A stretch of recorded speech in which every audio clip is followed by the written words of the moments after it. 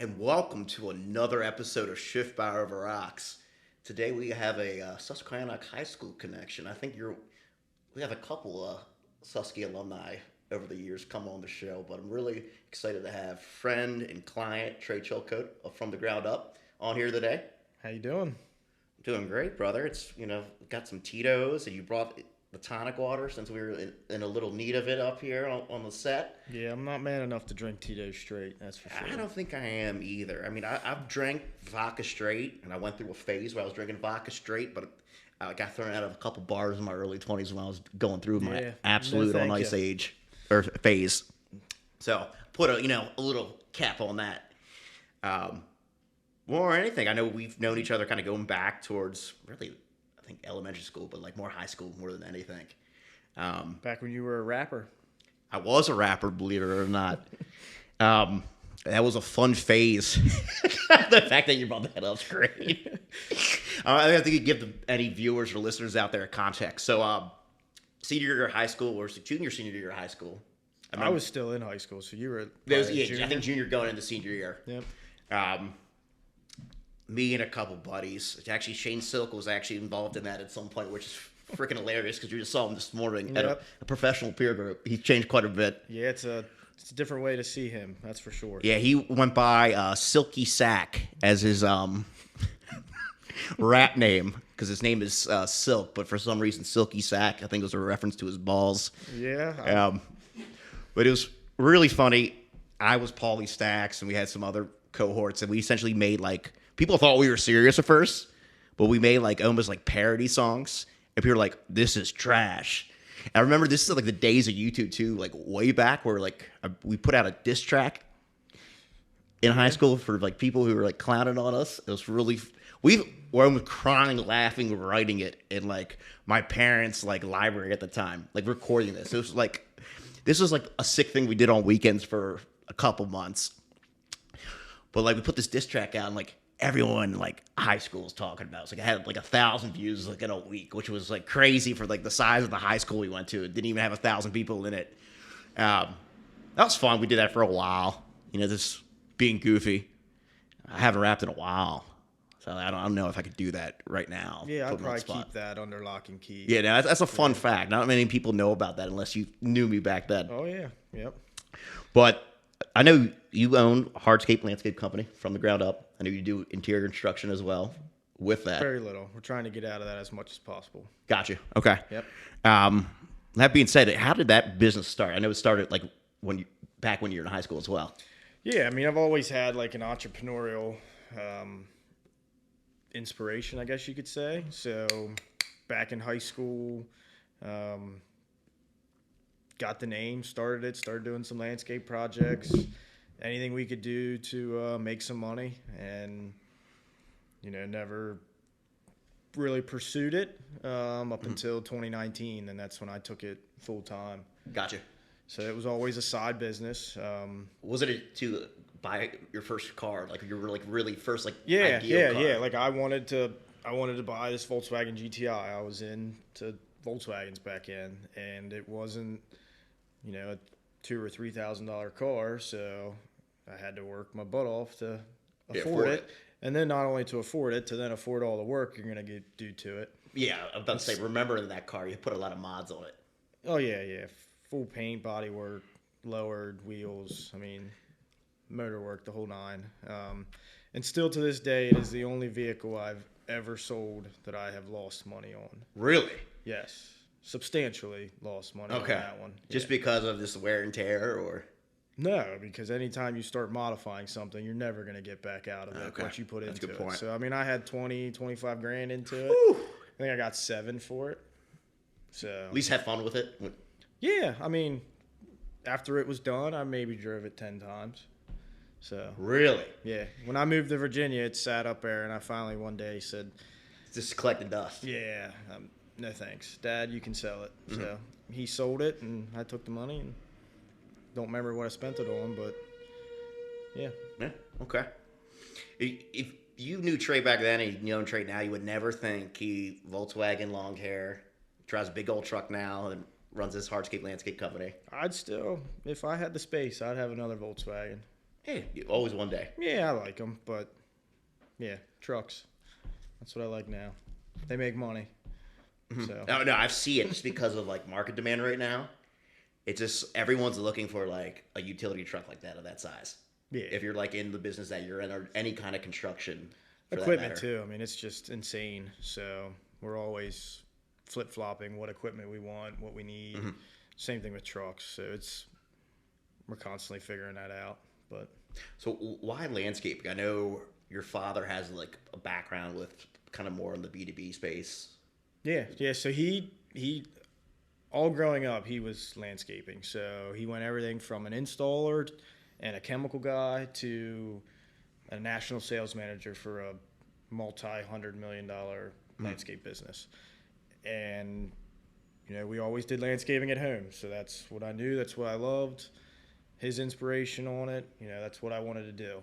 It's your dad's always one of your heroes, and he was Oh, absolutely. my biggest hero. So just wanted to follow in his footsteps. I went and worked for the same company that he did right out of school, and that's what took me and Samantha, my wife, to Virginia. And then, it didn't work out, but then that's what allowed me to then go to Kinsley Construction and get a really good background in building stuff. So, it kind of was meant to be. Plus, looking back now, the landscape company I worked for, I don't think is probably the best fit. They just were not set up to allow you to grow. They wanted to push you into this mold, and that's not me. Yeah. I want to kind of take this thing by the horns and build it. And now with your time at Kinsley, did that give you like added perspective? Or like you're coming from one environment, moving to another, where like, okay, if I didn't have those two different experiences, maybe from the ground up, it doesn't exist the way it does now. Yeah, it definitely doesn't exist the way it does now. That's for sure. I mean, we can do everything from your mulching cleanup to design, build large construction projects, reading blueprints, how to get through permits, how to go through all those processes, engineering things. Like, I wouldn't have had that if I didn't go to Kinsley. It was a great place to learn, and the people I worked for there were great too. So, but I kind of saw some changes happening, and some people were retiring that I really looked up to, and kind of wanted to move on. Yeah, just took that jump. Yep. I know you say you kind of started really making this legitimate business around 2019, moving into 2020. Yep. Looking back that first year as a full-time business owner and being a business owner now, what would you do differently? Whew. It's a tough question. I mean, you're always looking to grow. I think if I would step back, I would not be as concerned about that, even though, it's all worked out. But I was trying to get to the point where we had 2 crews, 3 crews, 4 crews. And we were there last year. And then I just said, this is not for me right now. Yeah, you went through a lot of structural changes. Trim it back. Yep. Trim the fat. Work on, trying to build that perfect project. That's never going to happen, but you want to keep striving for that. And I can manage that a lot better when I have the right systems, processes, and we're not just filling a hole with a random person.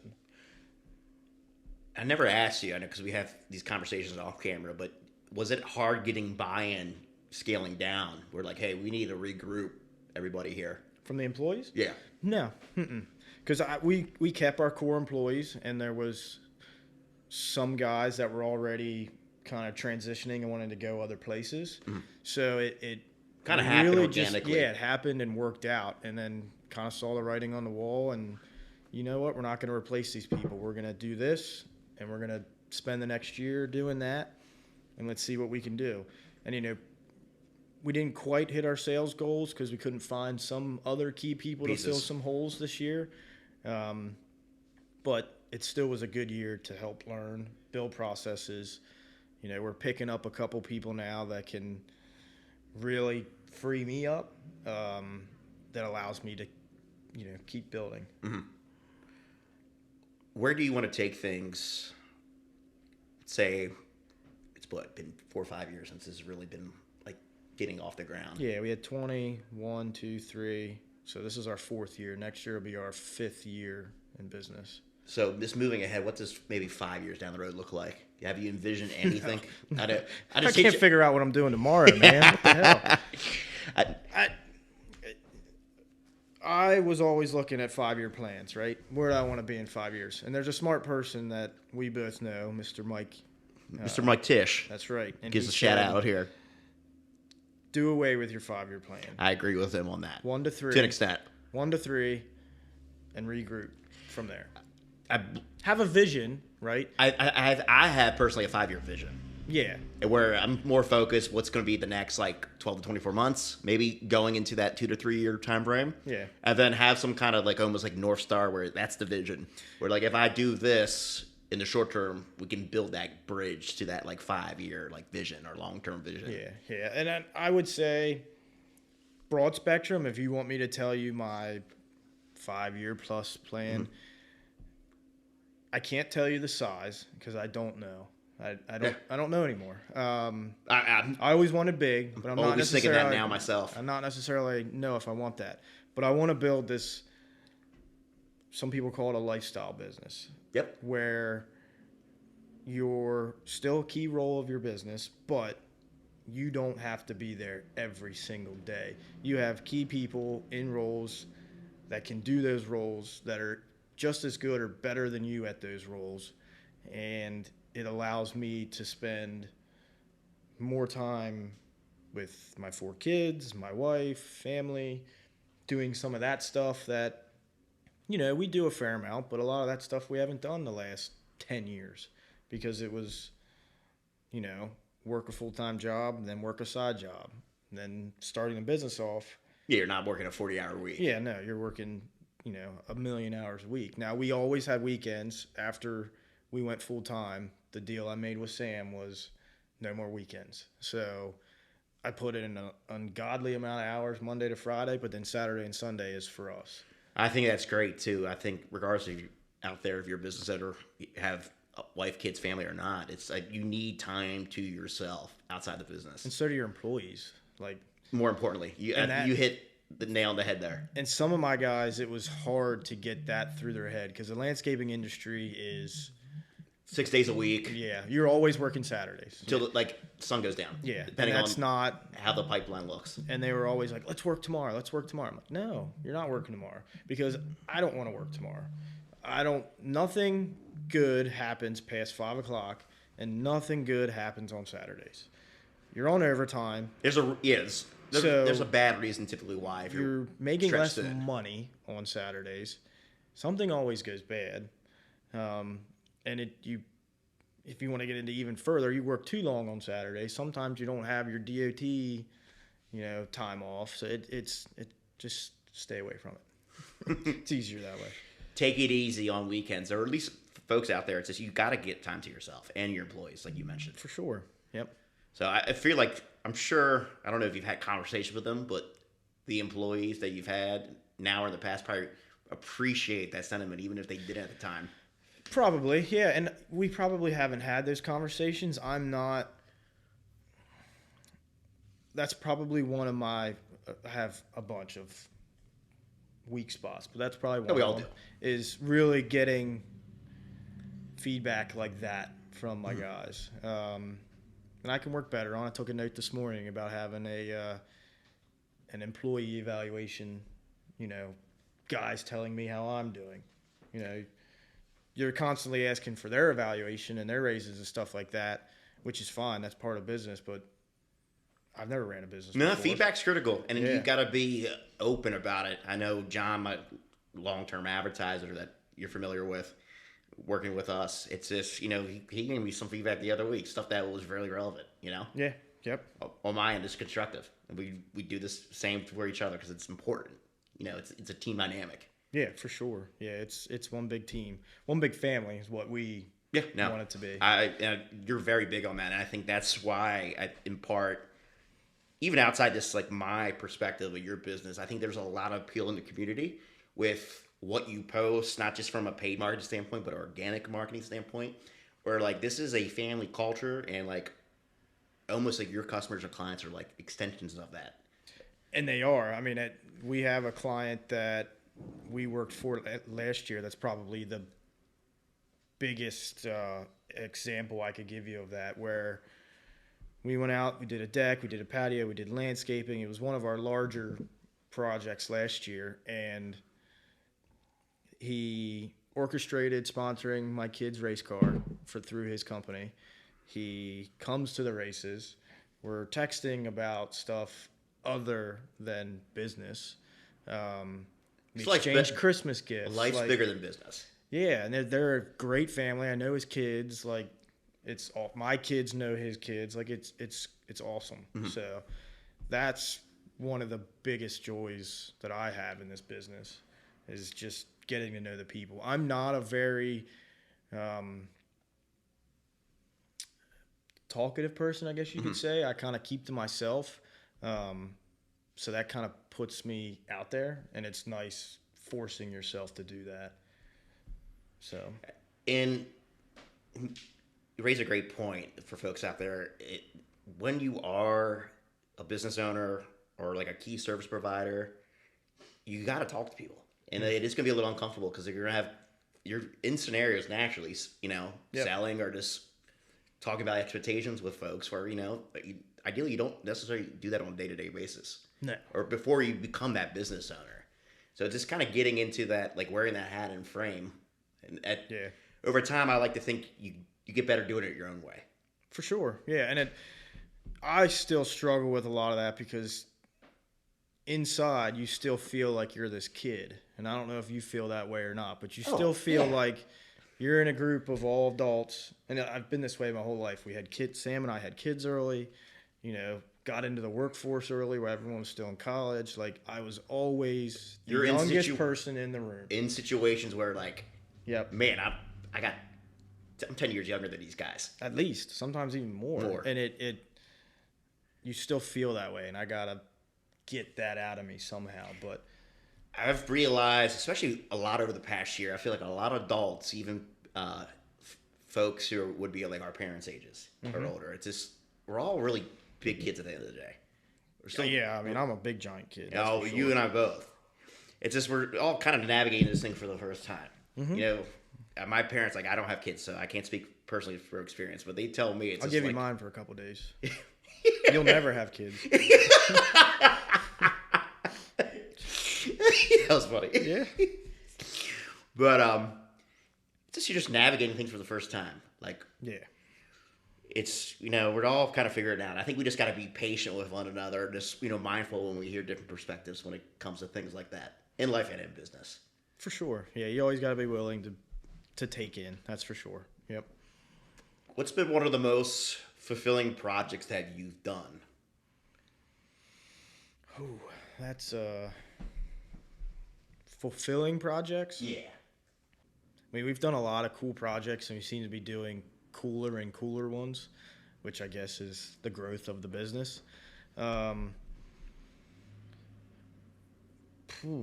stumped me right off the bat here, right? Yeah, no.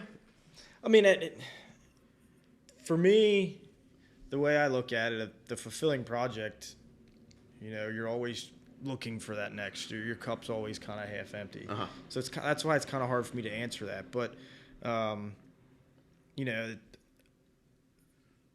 a project we just did, we probably finished up about a month ago or so. I had a customer call us, and they were trying to get this patio put in around a pool. Pool company wouldn't help them. She had several landscapers out. None of them can help her. They had issues getting permits. They had issues picking out materials. They're totally bottlenecked. Yeah. And she called in a panic. And normally I don't, but I went out the next day and met with her and the pool company. Okay. And they were like, we need 1,800 square foot of pavers back here. We have like barely any yard. We're never going to get a permit. We're never going to, because of stormwater management. That's a new thing with everybody, is stormwater management. You want to manage the water that is rain hitting your patio or your concrete, and they don't want it to just go into the storm sewer system because it'll, overload it. So you have to manage water on your property. Well, nobody thought about building a permeable patio. I don't know why. It's not a new thing. it can seem maybe a little complicated, but it's really not that bad. So we stepped in, gave her the options, and got the permit passed, worked with the borough and the township, and they were like, oh, yeah, yep, let's do that. And the project turned out awesome. That's cool. You know, had to chase the pool company a little bit because they always leave stuff a little messy, but... It's funny, and you know this, I think, better than me. It's when you work with vendors, and they're not, you know, even, like, necessarily bad vendors. It's just like, yeah, they might tell you a certain date or a certain timeline when to be there on a particular job site, but it's just like, we're not fully in sync with our clocks, even if, you know, on this one. And I see that a lot. And I also saw it a lot when I was at Kinsley because I was a project manager overseeing, you know, 30, 40, 50, $60 million projects. So, yeah, it's not everybody follows their word. That's for sure. Yeah, and I think there's times, too, where people's words want to be good, but they just come up short. Yeah, and they don't always necessarily mean to. No. And I think more times than not, it's harmless on their end, but it creates, you know, consequences. And I probably have that issue because I'll overbook myself or I do overwork all the myself to go do things, and especially now because I am slowly stepping out of the field more and more. But like I'll look at the schedule and be like, hey, we got to go get this little job done. So you know what? I'll just go do it. But then it comes to the day, and I need you to do this. I need you to do this. Shit, and like it's an extra 2 to 3 hours damn that it, you I'm don't not going to be able account to do for. that. Yeah. And so I need to stop doing that for sure. No, yeah, I would say I that's probably my biggest weakness currently as a business owner. Yep. It's just you take off a little bit more than you can chew, you know, reasonably. Yep. It's not even like you're fucking off. It's just like no, you know. And it's sometimes maybe you do too. I feel like I'm fucking off when I'm sitting in front of the computer and my guys are out sweating in the sun. But if I don't do this, they don't have work tomorrow. Correct. You know, not necessarily tomorrow, but you know what I mean. No, yeah, it's just like someone's got to do it right now. Yeah, it has to be done. Just to move the ball along. Mm-hmm. No, especially when you're working the business, which I'm still in, like my business. It's just you gotta like set things up. Like I gotta set things up for John, and like if Matthew's on a project, shout out to Matthew Marty behind the camera right now. Yeah. But you just gotta be like the driving force, the bull almost sometimes. Yeah. You know, even if you could be doing work in other areas. Yep. 100%. Let's think here. So you can ask me any questions too. We're just having a fun conversation right now. I can ask you questions? All right. Oh yeah, no, it's my show, but this is just an open dialogue. All right. Why did you come after me for marketing? Because you came the first time. I did. And I told you no. No, and then I followed up with you. Once again, I thought I could do it myself, but I sucked at it. And I hate social media. I hate it with a passion. But you're damn good at the organic stuff, though. I'm forcing myself to. So I hate hearing, and this is the worst thing for it, I hate hearing my own voice. I hate looking at myself. I'm very hypercritical of myself when it comes to photos and video. Yeah, I'm confident in things that I can do. I'm not necessarily 100% confident in myself. Mm-hmm. I don't know if that's normal or not. Or how they appear to others. Exactly. Yeah. So why did you... Because at the point, we were a very small landscape company. Essentially, I think when we first saw it, was just me, and I started talking to John, who's I've been working with now like 4.5 years, going on 4.5. And I think one, I knew you. 2, I thought it was really freaking cool, the entrepreneurship angle that what you were doing. And 3, at the time, too, like, my client profile's changed, and you've kind of grown with me in part, which is really awesome to see with the relationship we have. With you as a new business owner, I'm like, I can help in one way or another. Yeah. Yeah, it definitely helped. That's for sure. I mean, tenfold. I mean, what year did we start? 2020. And I think you've been a reoccurring client really ever since we started the website. I know we started paid ad efforts and we paused just because you said you got overwhelmed with stuff coming in organically and then paid. So then so we hired you to do the website and then to manage in 21, right? Yeah, but we really kicked off paid ad efforts in 2021. So we've been doing 2+ years of ads consistently now. So if we go to the numbers, 2020, we were roughly, I think, $400,000 in sales. 21, we would have been just shy of 900. 22, we were 1.3. And then this year, we're going to be right up between 1.3 and 1.4. Okay. So your marketing's helped that. Yeah, for sure. I mean, we just play a small part. It's more than just us. Yeah, but what I would tell people is most companies don't do that successfully. No. So I'm very hypercritical of us. So saying this sounds weird, but most people don't do that successfully. We were able to because of marketing. You know, that's helped. And having a true, genuine message. It's hard. It's probably hard for you to market somebody that is full of shit. Oh, yeah, no. And we've been in some shitty scenarios looking back on it. Not bad people, but it's just like one industry in particular, in the home service vertical. It's all these guys in the same marketplace have the same offer. They do a discount price, all of them, within a couple dollars of each other. It's where's the unique value? It's very hard to market on that if everyone's offering the same thing. And that's where, right off the bat, I never wanted to be the cheapest. I don't. Value is the way to go if you're a home service provider like yourself. I want to provide you and we're still working on it, so it's not always perfect, but I want to provide you the best service, the best product. You know everybody. Like I want you to be happy from A to Z, from the moment you call into the office till the moment you hand over, the final payment. That last check. Yeah, it's all. It's important. And I feel like a lot of people want that, ideally in their business, regardless if they're offering marketing services or landscape, hardscape services. But it's not everyone actually can actualize it. Or they do it for a period of time and then they lose sense of that for other reasons to maintain that. Sure. I mean, we have issues, not necessarily with the product, but with keeping up with everyone, getting back to people. Like, that's super difficult for me. I mean, when you're getting... Ladies and gentlemen, he's messaging me 10:30, 11 o'clock at night. And we have a rapport where, like, I know it's fine to the extent. But I remember when you're heavy on snow services in the off season, like he's plowing and he's texting me in between, like I'm doing lots. Just getting a chance to look at the email you sent me that day, and I'm like, I'll just email him. And then he responds. I'm like, go to bed. It's like, if I don't answer you now, I'm not going to answer you. Yeah, that's what I figured. So, that's why I've been okay with communication like that as we've both been growing. No, in hindsight, too, I think you were a tough sale. You weren't 100% in on the idea of, like, website first, but you followed the process. And I use you as a model now with folks in part. We're like, if we're going to do this right. We're going to do it fucking right. Right. If you need a website, let's do the website. Rather than pushing leads to some random landing page or Facebook page. Yep. Or like, hey, you have a website and it kind of sucks in terms of tracking. You say you're spending thousands of dollars per month in marketing advertising already, but you can't properly track it. This might be a short-term engagement because, like, I already know there's going to be some kind of, like, expectation or communication problems to what we can track.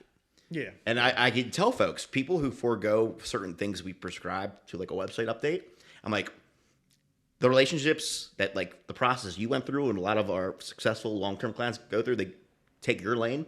The ones who not take the cheap way out, but like, oh, we're going to go, it's easier. Yep. It's not as successful. I know that for a fact now. And it's not easy. I'll say it's not easy and it's not cheap, but in the end, you can see what the final product is. Correct. And I would say you get your money back tenfold. Yeah, no, I mean, we've had a lot of success with you with what we've been able to do to date, and we're going to, continue to expand that. Yeah. I'm really impressed, too, and very thankful. It was really my first full year in business was 2018, 2019. Mm-hmm. I'm just maybe 6 months, a year shy or ahead of you. We're taking this full time. Really was just me, and then, like, we were working with not just, like, home service guys, but kind of all across the board. Yep. And then 2020, we kind of honed in more on the home service vertical just because we realized we're probably bringing the most value for those kind of folks more than anything. And we're the worst at marketing. Yeah, stop it. And that's it. Home service people are yes normally, sometimes, I think they're normally the worst. And then I find, too, that you either have It's very hard to find somebody that loves the business end of it just as much as they love as doing the work. So like I say in the landscape field, you have a lot of landscapers that own businesses, and you have a lot of business owners that own a landscaping company. I've seen it. Rarely have both. And when you do, they normally do really well. Yeah, no, because you essentially thinking with two different thinking caps at that point. Yeah, and you can mesh them together. Like that's needed. I feel like in your field. If you're in the business where the owner is just trying to make the revenue just down your throat, like we need to be faster, it's probably a business owner that owns a landscape business. Yeah, where he doesn't know the nuance of why certain things are taking the time that they are. And we still have that. I mean, we still have things that take too long, but it's generally what can we do better, not, hey, you need to hurry up. Yeah, I know. As long as those, Marty's single for last call already. We're having a good conversation. We'll talk a couple more minutes and we'll wrap it up. But no, I've seen it because we've had partners and we've worked with both. Like we worked with folks like you, which I think are the most successful type of home service-based business owners, where they've either been out in the field, and even if they're not out in the field anymore, they get it, or they still have a pulse with their guys. Yeah, and they communicate that very effectively. Where like especially tree service is a great example. Both brothers and then the father put years out in the field, and they have the meetings in the morning, or like the weekly or like quarterly reviews. Yep. Where like things are being communicated like on like from the front lines to like what's going on in the back office. You need that, and I've had folks, some current clients and some who've come and gone, where like they're just the business owner, and they're just looking at the cost, like they're just looking at pure costs across the board. Yep. And then I've worked with guys, and bless their hearts, they're great, but like they're contractors. They're not really good business owners, or they have a lot of deficiencies. Yeah. I mean, every business owner has a deficiency. I think that's one thing I've learned more of late too. It's just we all got something wrong. There's a deficiency with what we're doing.